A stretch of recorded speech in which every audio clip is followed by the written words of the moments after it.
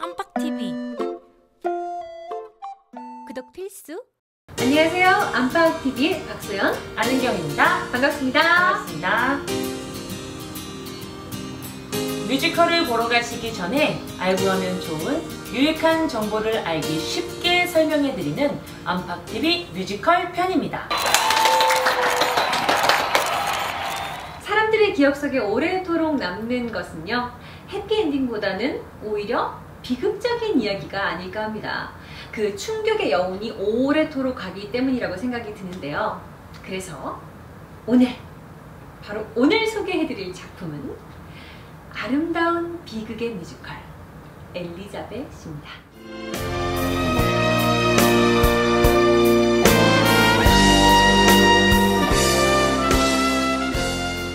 뮤지컬 엘리자벳은 실존 인물들과 역사적 사실을 바탕으로 허구의 판타지가 환상적으로 결합된 유럽 최고의 뮤지컬이라고 해도 과언이 아닐 것 같아요.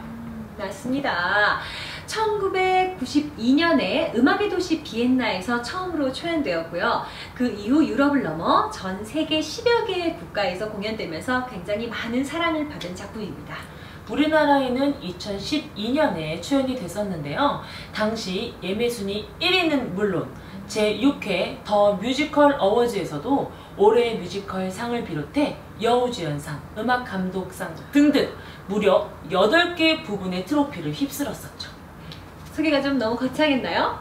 하지만 아무리 기대하고 보셔도 절대 실망하지 않을 것이라는 것을 저희가 보장합니다. 그런데 말이죠, 뮤지컬 엘리자벳에 대한 이야기를 하기 전에 100년이라는 시간을 거슬러 뮤지컬 무대의 주인공이 되어 우리를 매혹시킨 황후 엘리자벳에 대한 이야기를 먼저 한번 해볼까 합니다. 오스트리아가 사랑한 아름다운 여인 엘리자벳. 드라마보다 더 극적인 삶을 살았던 비운의 황후 엘리자벳. 그녀에 대한 이야기를 시작해볼까요? 엘리자벳, 그녀는 누구인가? 엘리자벳은 오스트리아의 제국의 마지막 황후로 누구보다도 그 화려한 삶을 살았지만 정작 본인은 홀로 고독과 슬픔을 안고 너무나도 불행한 삶을 살았다고 하는데요. 모든 걸 다 가졌음에도 절망적인 삶을 살 수밖에 없었던 그녀의 삶이 너무 궁금해서 저희가 알아봤죠? 본명은 엘리자벳 아말리 오이게니. 엘리자벳이란 이름보다 시시라는 애칭으로 더 많이 불렸다고 해요. 시시. 시시. 사랑스럽네요. 네. 그녀는 독일 남부 바이에른의 영주, 이름이 어려워요, 막시밀리안 요제프 공작과 바이에른의 공주였던 루도비카의 둘째 딸로 1837년 뮌헨에서, 그것도 크리스마스 이브에 태어났다고 합니다. 왕가에서 태어났지만 비교적 자유로운 환경에서 수영과 승마, 등산 등의 운동을 즐기며 명랑한 어린 시절을 보냈죠. 좋은 환경에서 굉장히 부족함 없이, 그죠? 그렇게 행복했던 그녀의 불행은 누군가의 어떤 하나의 만남으로부터 시작됩니다. 만남, 뭔가 흥미진진하죠. 흥미진진하죠. 그 엘리자벳은 언니인 헬레네와 함께 젊은 황제 프란츠 요세프 1세의 맞선 자리에 나가게 돼요. 네. 그런데 프란츠 요세프가 언니랑 맞선을 봐야 되는데 동생인 엘리자벳한테 펄쩍 반한 거죠. 거기 왜 따라 나갔을까? 가지마. 엘리자벳이 당시 아름다운 외모로 꽤 유명했다고 하더라고요. 황제도 예쁜 여자한테는 어쩔 수 없이 뭔가 이렇게 끌어당기는 뭔가. 그럼요. 네, 어쩔 수 없었나 봐요. 황제는 남자잖아요. 네네. 어쨌든 그녀의 나이 16세에 그렇게 황제의 눈에 띄어 성대한 결혼식을 올리며 황후가 되었습니다. 여기까지만 들으면 한편의 동화 같은 두 남녀의 아름다운 사랑 이야기 같죠? 그러게요. 그쵸. 하지만 바로 오픈 더 헬게이트, 힘겨운 왕궁 생활이 시작됩니다. 네. 보수적인 황실의 생활과 또 막강한 제국의 황후라는 그 중압감 때문에 그 자유로운 영혼을 가졌던 엘리자벳이 굉장히 옥죄이게 되는 거죠. 그녀의 목이 막 옥죄온 거죠. 하지만 네. 그래도 황후의 책임을 다하기 위해서 이제 노력을 했다고 하더라고요.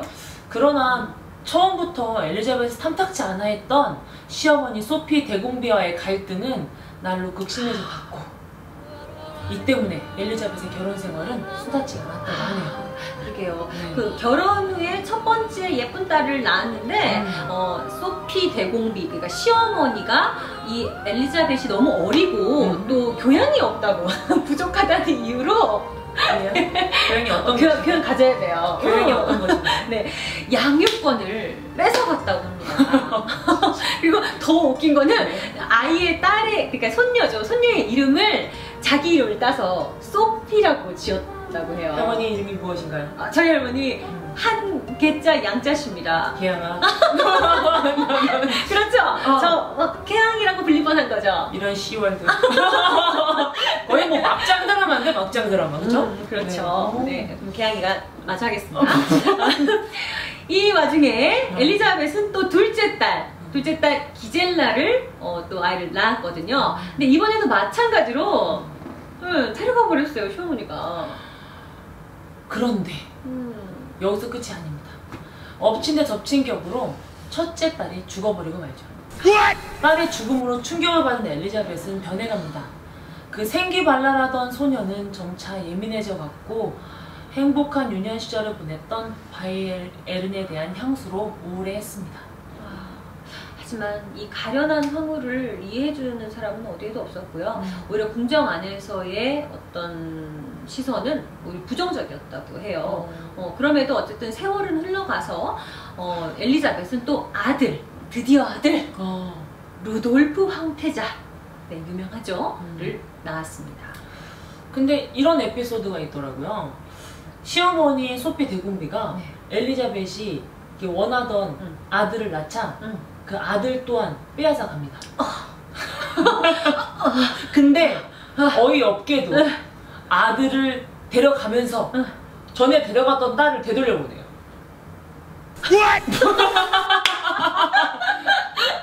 이건 뭐지? 이건 뭐지? 물물교환? 뭐지? 난 세상에. 아들 하나면 됐다는가? 너무 어이없지 않습니까? 그러게요. 격분이 되네요. 태어나면서부터 이렇게 어머니의 부재 속에서 외로움과 그리움으로 하루하루를 살아갔던 불안정한 유년 시절을 보낸 아들, 그러니까 루돌프 황태자가 건강할 수가 없죠. 결국 이제 훗날 자살로 생을 마감하게 되는데요. 하나뿐인 아들의 죽음으로 또 엘리자벳은 큰 충격을 받게 되고, 또 그때부터 죽을 때까지 검은 상복만 입고 살았다고 해요. 얼마나 아픔이 컸으면. 그쵸. 죽은 아들을 애도하면서 살았던 그래서 거죠? 평생 그렇게 산 거죠. 너무 슬프네요. 네. 또 이제 궁으로부터 멀리 떨어지고 싶었는지 근데 대부분의 시간을 외국에서 생활을 하면서 떠돌아다녔다고 해요. 그러면서 황태자 루돌프의 죽음이 엘리자벳이 겨우 붙잡고 있었던 삶에 대한 어떤 의지를 끊어버리는 계기가 되었다고 사람들이 얘기를 하기도 합니다. 그러던 1898년 스위스 제네바에서 이탈리아의 무정부주의자였던 루이지 루케니의 칼에 찔려 그 험난한 삶을 망하고 맙니다. 참 험난해요. 그 정도면. 네. 고구마 100만 개를 먹은 것 같아요. 진짜 가슴이 답답해요. 아들도 그쵸? 뺏기고 딸도 뺏기고 칼에 찔려 죽고. 답답하다. 여기까지. 네. 실존 인물 엘리자벳 황후에 대해서 알아봤으니 이제는 그녀의 삶에 고스란히 담겨져 있는 뮤지컬 엘리자베스로 넘어가 보겠습니다. 고고고! 그녀를 암살한 건 그녀가 원했기 때문이야. 위대한 사랑 엘리자벳.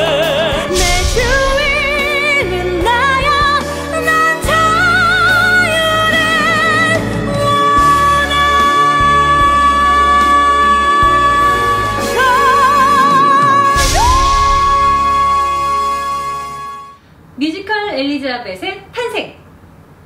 오스트리아 사람들이 사랑하는 황후 엘리자벳의 일생을 뮤지컬로 재탄생시킨 사람 궁금하시죠?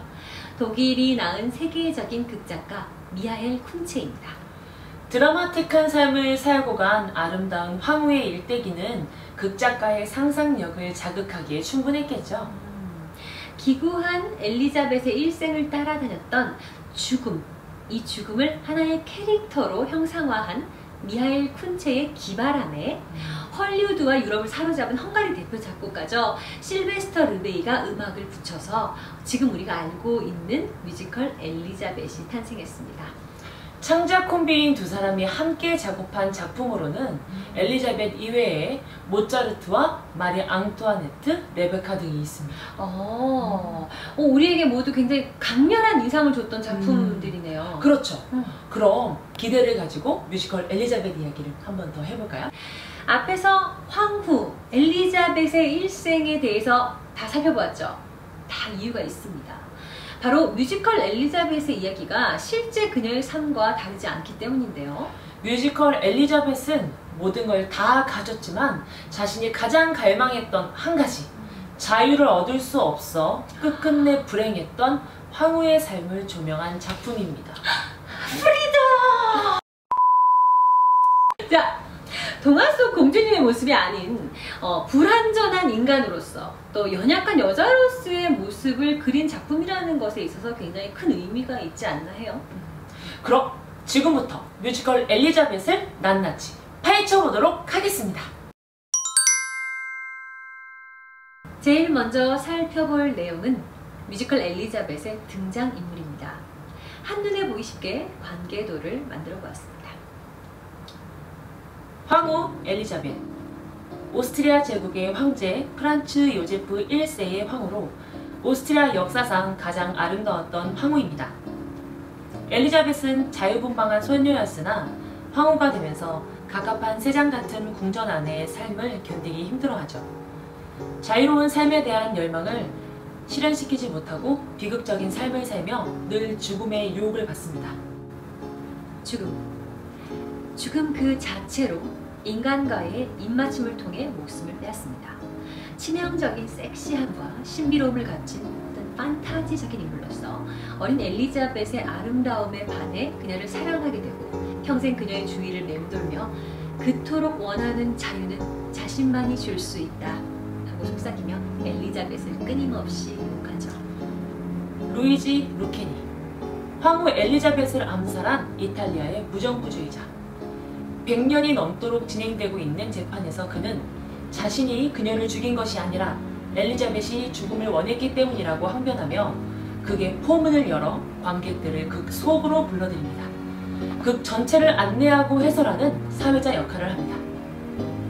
황제 프란츠 요셉, 오스트리아의 황제이자 엘리자벳의 남편입니다. 젊은 시절 엘리자벳에게 첫눈에 반해 어머니의 반대에도 불구하고 그녀와 결혼을 하게 되죠. 진심으로 엘리자베스를 사랑하지만 자유를 원하는 부인의 마음을 전혀 이해하지 못함으로써 비극이 시작됩니다. 대궁비 소피, 황제 프란츠 요제프의 어머니로 황실을 지키고자 하는 열망이 그 누구보다도 강한 인물입니다. 황실의 보탬이 되기 위해 황후의 자리를 포기하고 자신의 아들을 황제로 즉위시킬 만큼 매사에 엄격하고 황실 안에서의 의무를 우선시합니다. 자유로운 사고를 가진 엘리자벳과 계속해서 갈등을 겪는 인물이죠. 황태자 루돌프, 엘리자벳의 아들로 할머니인 대궁비 소피에 의해 어렸을 때부터 어머니와 떨어져 지내게 되면서 평생 어머니의 관심과 사랑을 그리워하면서 살아갑니다. 극중 엘리자벳과 함께 유일하게 죽음을 볼 수 있는 인물입니다. 새로운 시대에 대한 열망으로 자유와 개혁을 중시했고 이 때문에 또 아버지와 대립을 하게 되죠. 부모님의 무관심과 자기 자신에 대한 존재 가치의 혼란 속에서 방황 끝에 결국 극단적인 선택을 하게 되는 비운의 황태자입니다.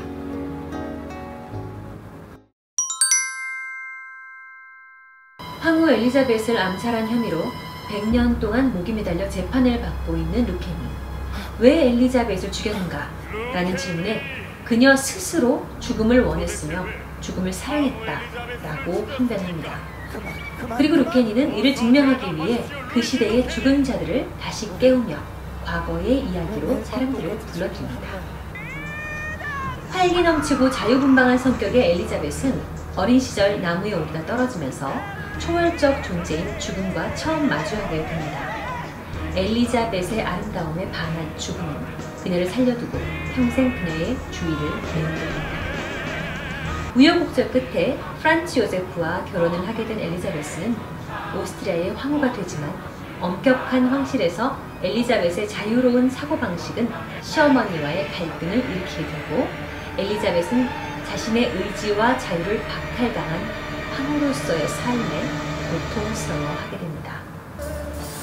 그런 그녀를 어둠 속에서 지켜보던 죽음은 자신이 진정한 자유를 줄 수 있다고 끊임없이 엘리자벳을 유혹하는데요. 한편 엘리자벳은 굴복당하지 않기 위해 정치에 적극적으로 개입하게 되며 나름의 세력을 구축해 나가기 시작합니다.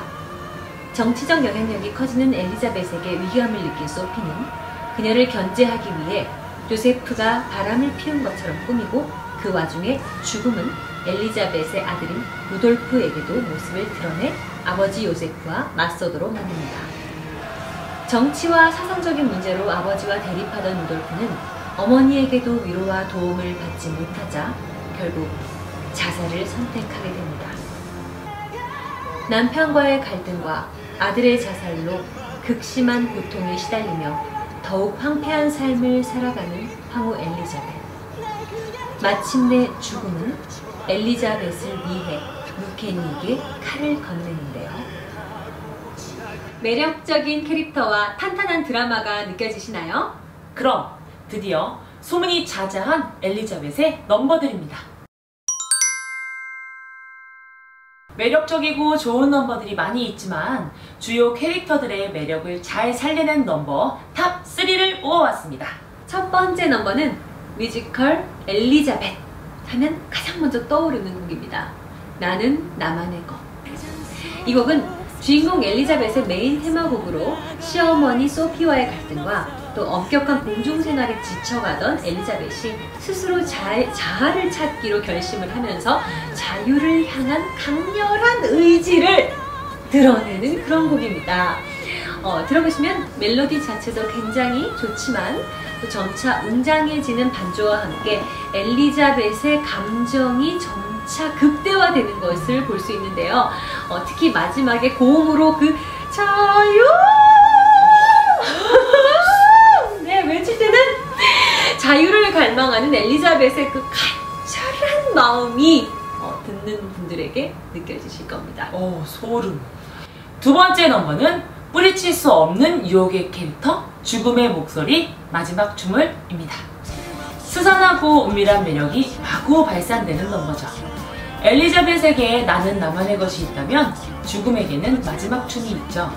결혼식 무도회장에서 행복하게 왈츠를 추고 있는 엘리자벳 앞에 신비롭고 미스터리한 존재 죽음이 나타나 손을 내밀며 마지막 춤은 자신과 함께 할 것임을 얘기하는 곡입니다.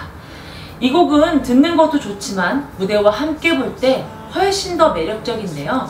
죽음의 천사들이 보여주는 멋진 춤과 죽음의 섹시한 매력을 한껏 느끼실 수 있습니다. 루케니의 밀크. 마지막 곡은 웅장한 앙상블과 귀청을 찌르는 루케니의 긴박감 넘치는 노래가 어우러진 곡 밀크입니다. 작품의 해설자인 루케니가 우유가 없어 굶주림에 허덕이는 백성들과 또 궁중 안에서 호화롭게 우유 목욕을 즐기면서 외모를 가꾸는 엘리자벳의 모습을 대조적으로 풍자하기 위해서 만든 곡인데요. 실제로 자신의 외모에 집착이 굉장히 심했다고 하는 엘리자벳이 우유 목욕을 즐겼다고 해요. 한번 해보고 싶죠? 우유 오야. 그래서 생긴 곡이라고 하네요. 무엇보다 아이유의 3단 고음을 능가하는 루케니의 몇 단 고음? 4단 고음. 네. 막막 보러 가고 싶으시죠? 안팎TV를 보셔야 하는 이유 바로 여기에 있습니다. 저희들이 뽑은 뮤지컬 엘리자벳의 관전 포인트. 하나! 비극이 주는 감동.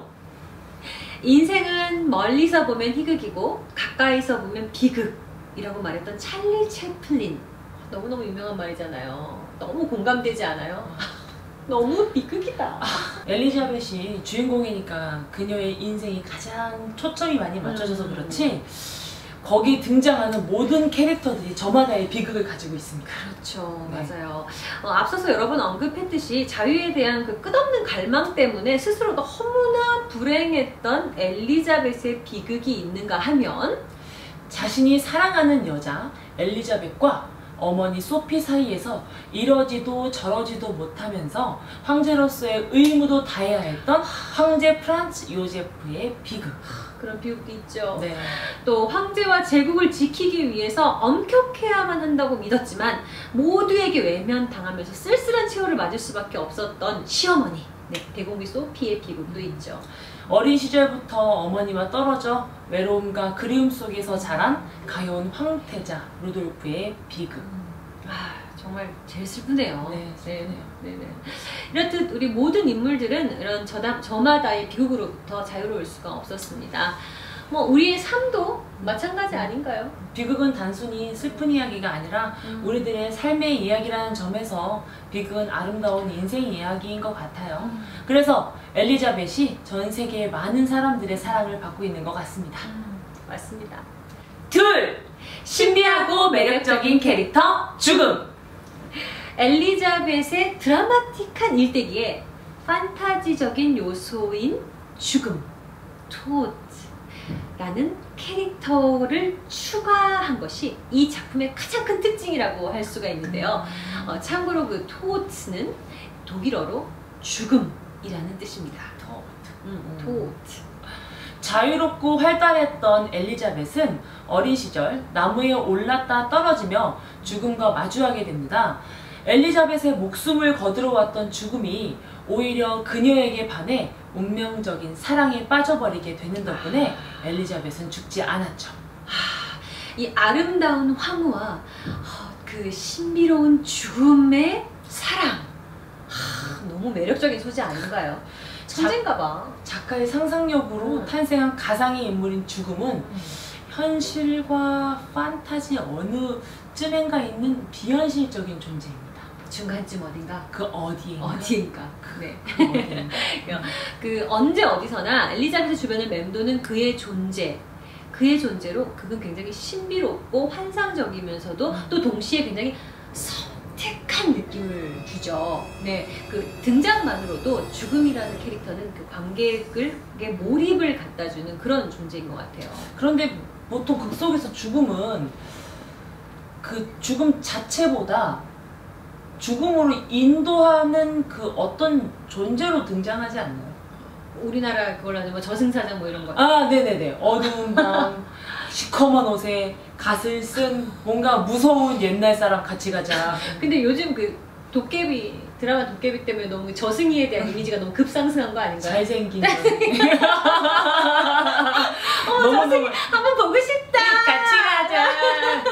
근데 뮤지컬 엘리자벳을 본 사람들은 저승이보다도 먼저 토트의 매력에 빠졌다고 하네요. 네. 어쨌든 엘리자벳 속의 죽음은 참 매력적입니다. 네. 그 사악하지만 그냥 섹시한 그 눈빛 그리고 몸짓 이런 걸로 그냥 상대를 유혹하는 그 치명적인 매력의 소유자라고나 할까요? 네. 엘리자벳이 내 주인은 나야! 라고 외치는 순간에도 죽음은 네 주인은 나야! 라고 외치며 그녀를 포기하지 않고 점점 더 그녀의 삶에 깊숙이 들어갑니다. 맞아요. 엘리자벳뿐만 아니라 다른 캐릭터들의 비극의 배후에도 죽음이 있습니다. 그 언제 어디서나 그들의 주변을 맴돌고 있는 그 존재는 그 많은 사람들을 유혹하고 그들의 비극을 한층 더 드라마틱하게 만들어주기도 하죠. 죽음의 그 신비로운 매력을 극대화시키는 무대도 굉장히 놓칠 수 없는 볼거리라고 하죠. 무대. 네. 그래도 그 죽음의 매력에 너무 빠지시면 안 돼요. 위험해요. 매력적이야. 데려가죠. 아니요. 무슨 소리야? 무슨 소리야? 큰일 나요. 멋있었어. 큰일 나. 깜짝이야. 무슨 말이야. 너무 놀랐네. 아니, 큰일 납니다. 네. 여러분, 안 돼요. 큰일 납니다. 그렇죠. 캐릭터의 등장만으로도 네. 몰입을 가져다주는, 엄청난 몰입을 가져다주는 죽음.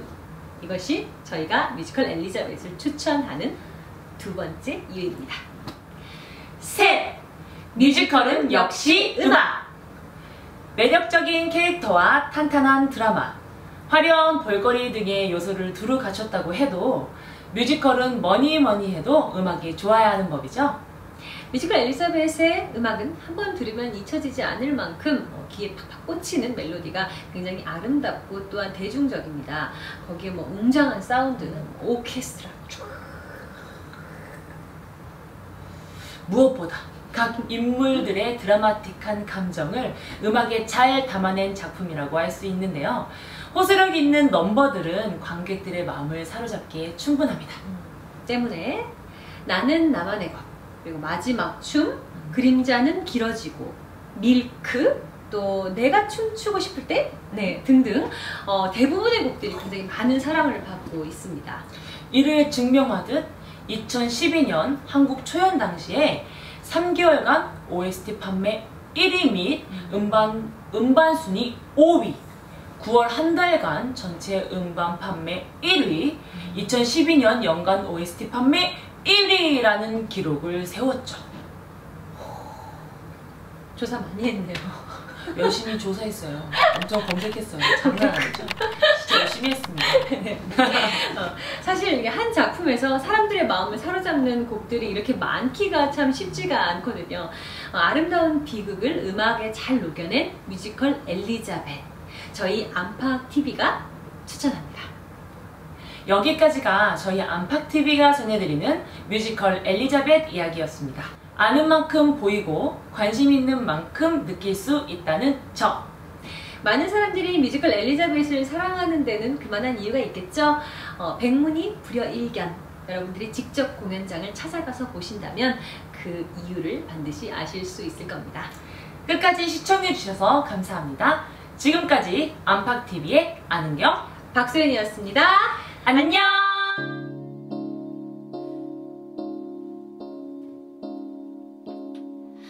Ich will nicht gehorsam, gezähmt und gezogen sein. Ich will nicht bescheiden, beliebt und betrogen sein. Ich bin nicht das Eigentum von dir, denn ich gehöre nur mir. Ich möchte von Draht sein, abziehen auf diese Welt. Ich möchte aufs Eis gehen und selbst sehen, wie lang's mich hat. Was geht es dich an, was ich riskiere? Ich gehöre nur mir. Willst du mich belehren, dann zwingst du mich bloß zu fliehen vor der lästigen Pflicht. Willst du mich bekehren, dann reiß ich mich los und flieg wie ein Vogel ins Licht. Und will ich die Sterne, dann finde ich selbst dorthin. Ich wachse und lerne und bleibe doch wie ich bin. Ich fühle mich, bevor ich mich verliere, denn ich gehöre nur mir.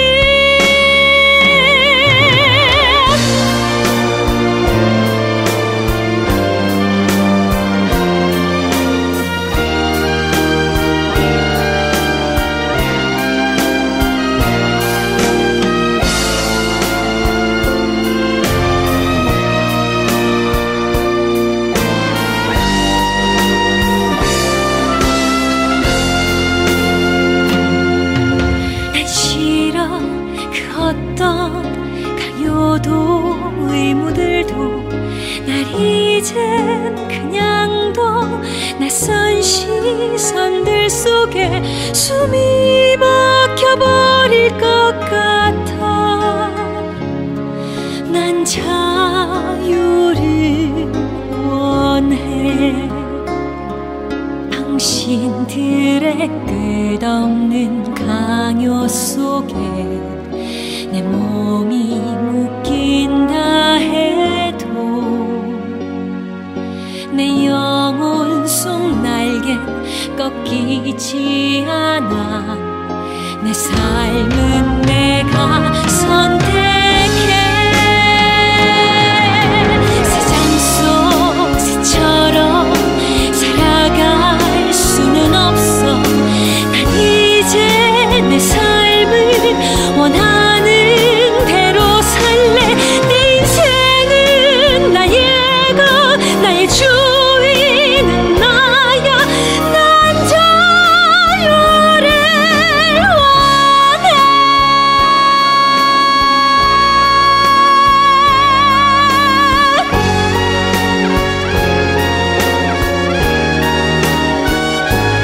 자유.